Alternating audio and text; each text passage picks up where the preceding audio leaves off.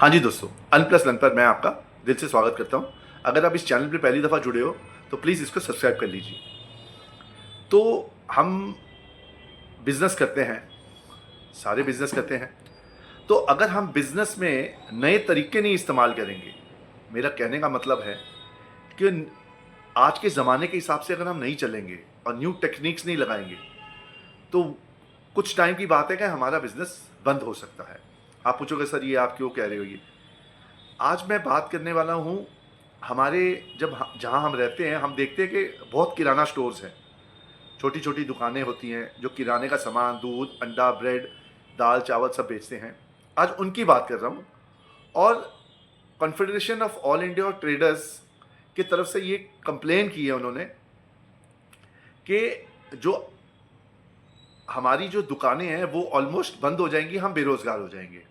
अब ये रिपोर्ट आई है, massive store closures reported, over 2 lakh kirana stores have reportedly shut down in the past year due to aggressive competition from quick commerce platform।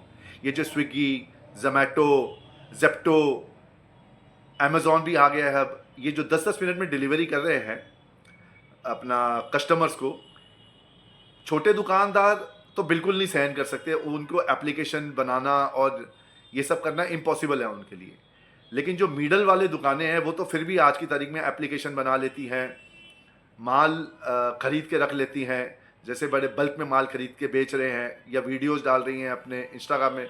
लेकिन छोटे दुकानदार जो हैं उनकी तो हालत बहुत ख़राब हो चुकी है और फ्यूचर यही है कि इनका सर्वाइव करना मुश्किल है। ये बंदी होने वाली है, जो दिख रहा है आगे।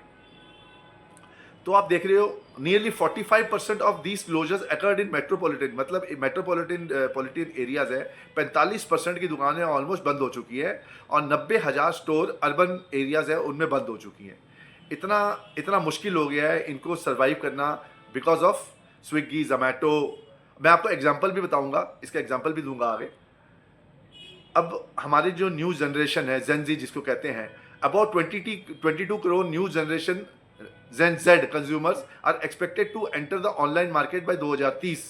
मतलब 2030 तक 22 करोड़ और हमारे जो बच्चे हैं, जो जेनजी हैं, सारे इसी में ऑनलाइन में ही मंगाना। आप भी जानते हो, आपके भी बच्चे हैं, सबके बच्चे हैं। आज के तारीख में हर बच्चा यही सोचता है या हर बंदा यही सोचता है क्या करना है, अपना दुकान में जाके, डिजिटल प्लेटफॉर्म है, कन्वीनियंट है, अगर वहाँ से ऑर्डर कर लेंगे 1 मिनट में 10 मिनट में सामान घर आ जाएगा। अब तो ये हाल हो गया कि बच्चों को अगर दूध लेना है ना, अगर एक दूध 50-60 रुपए का दूध है, 60 रुपए का दूध है, तो वो ये नहीं सोचेंगे कि हमने किराने की दुकान में जाएंगे और हम ले लेंगे। वो 20 रुपए 30 रुपए फालतू दे देंगे, लेकिन वो दूध का पैकेट मंगवा लेंगे घर में। मतलब इतने आलसी हो गए हैं। मतलब ये नेगेटिव कितना है हमारी बच्चों के लिए। और आप अगर देखोगे 1970, 1980, 1990 का ज़माने में देखोगे तो हम जैसे लोग हैं वो दुकान में जाया करते थे और वहाँ से सामान लेके आया करते थे। हम पैसा ज़रा सोच समझ के खर्चा करते थे। आजकल के जो जेनजी है उनको कोई फ़र्क नहीं पड़ रहा कि 60 रुपये का दूध की पैकेट है और 20 रुपये फालतू भी दे दिए तो उनको कोई फ़र्क नहीं, कोई लेना देना नहीं है। लेकिन हम जाते थे, आज भी दुकानों में जाते हैं, हम सामान देखते हैं, उसका भाव तोल करते हैं, फिर हम सामान लेते हैं। ये एक कितना नेगेटिव हो रहा है हमारे जेनजी के लिए। तो ये एक जो पॉइंट है। अब इसमें है deep discounting and predatory pricing. अब क्योंकि डीप डिस्काउंटिंग कर रहे हैं, डीप डिस्काउंटिंग का मतलब ये है कि ये जो सामान है उसको इतने सस्ते में बेच रहे हैं। समझ लो हम आज अगर एक 100 रुपये, मैं एक दुकान में गया, 100 रुपये की चीज़ मैंने ली, मैं खुद गया था, तो मैं ऑनलाइन में मैंने चेक की वो 90 रुपये की दे रहे हैं मुझे। तो आप समझ लो 10% तो वैसे ही कम मिल रहे हैं। तो बंदा कहता है चलो छोड़ो यार, ऑनलाइन ही मंगा लो।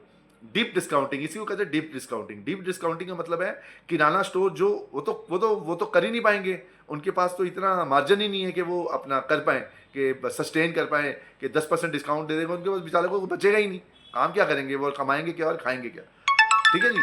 और अभी देखो एक प्रीडेटरी प्राइसिंग। अब आप बोलोगे सर प्रीडेटरी प्राइसिंग का मतलब क्या है? इसका मतलब है, मैं आपको एक एग्जांपल के साथ समझाता हूँ। ठीक है, समझ लो एक कंपनी है, एक XYZ कंपनी है और वो सामान बेचती है अपना।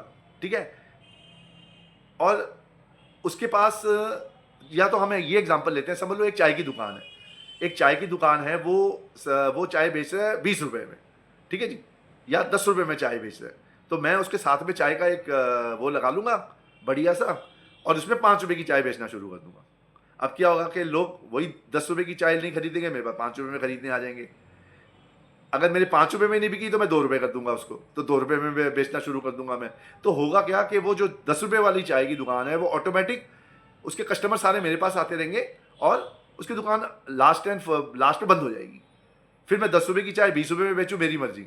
अब इसको कहते हैं प्रेडेटरी प्राइसिंग। मतलब ये सब हो रहा है फॉरेन की फंडिंग से।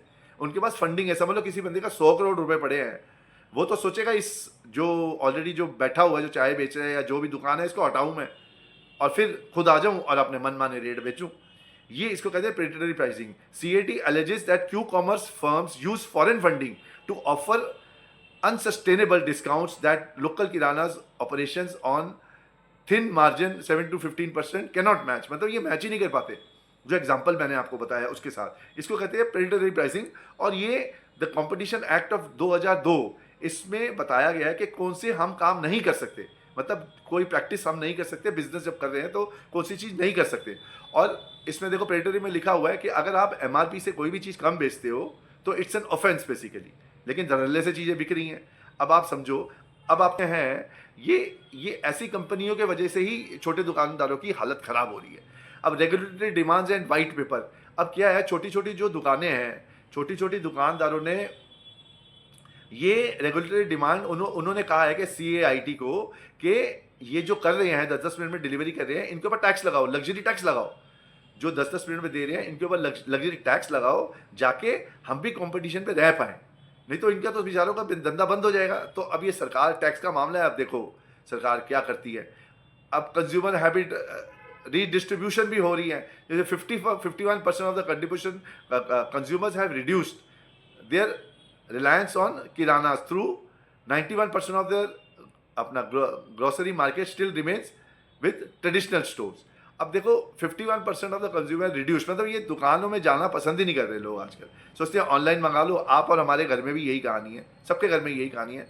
तो मुझे लगा कि ये वीडियो आपके सामने मैं बनाऊं, क्योंकि ये एक आज का ही टॉपिक है जो हम जैसे लोगों के साथ ही बीत रही है।